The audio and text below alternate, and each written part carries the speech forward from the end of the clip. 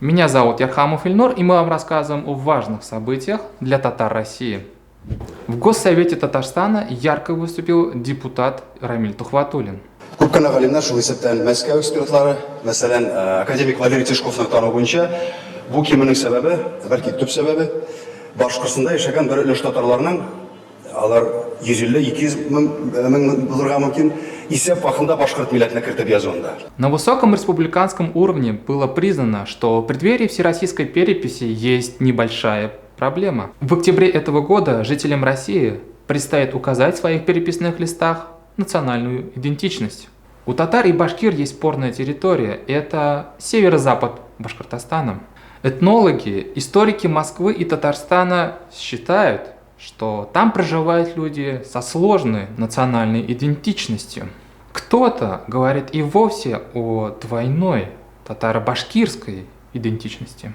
Но ряд башкирских исследователей считают, что жители северо-запада Башкортостана – это заблудшие и утратившие башкирский язык башкиры. Современный север Башкортостана, Таташлинский, Аскинский и Карайдельский районы. По этнографии, по генофонду, по происхождению, это все, это однозначно вот северо-востоком, северо-восточными башкирами, а не один монолит. Чего же хотят в Татарстане? Только объективной переписи и сохранения уникального этнокультурного ландшафта между двумя братскими республиками. Хотят добрососедских отношений между татарами и башкирами. А чего хотят в Башкортостане? Уж не отвлечь ли башкир от истинных проблем народа, от проблем преподавания и сохранения башкирского языка? Не хотят ли отвлечь и от экологических проблем? Мы уверенно говорим, в Башкирии есть татары, и они значимая треть населения.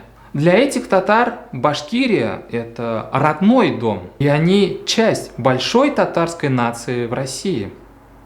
Владимир Путин в январе этого года предложил внести ряд поправок, дополнений и новшеств в Конституцию Российской Федерации. Вынести на обсуждение ряд конституционных поправок, которые считаю вполне обоснованными и важными для дальнейшего развития России. Чтобы проработать эту реформу, создали специальную рабочую группу. От Татарстана туда вошел председатель Госсовета Фарид Мухаммедшин. Вошел и специалист-правовед Евгений Султанов. Увы, но авторитетному политическому практику Фариду Мухаммедшину и эксперту Евгению Султанову компанию составили какие-то танцоры, музыканты, спортсмены. Добрый день, Владимир Владимирович. Прежде всего, спасибо за включение меня в рабочую группу. Прочитала Конституцию нашей страны. Это важно, потому что до этого как-то не было повода и необходимости, а я теперь понимаю, что это очень важная книга, и читать ее нужно всем. Узнала очень много интересного.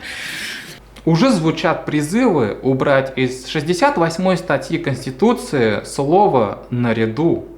Этим словом между русским языком и родными языками ставится знак «равно» в государственных учреждениях и органах госвласти.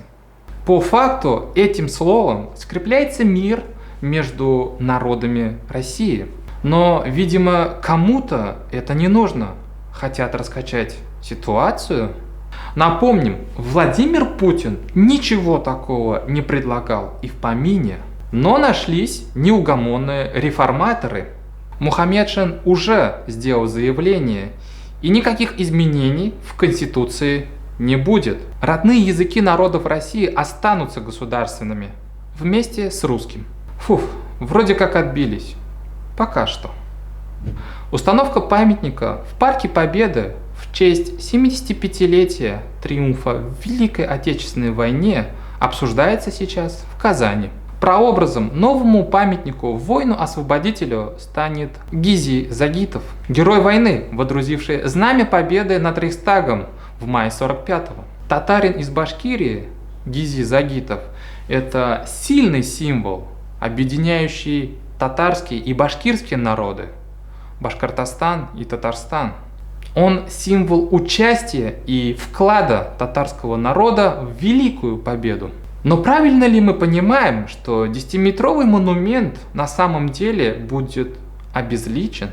Почему Гизи Загитов лишь прообраз памятника? Что мешает украсить Казань памятником в честь Гизи Загитова? Пантеон героев татар, участвовавших в Великой Отечественной войне, богат. Имена героев должны знать татары. Почему такое странное отношение к знаковой фигуре? Теряемся в догадках.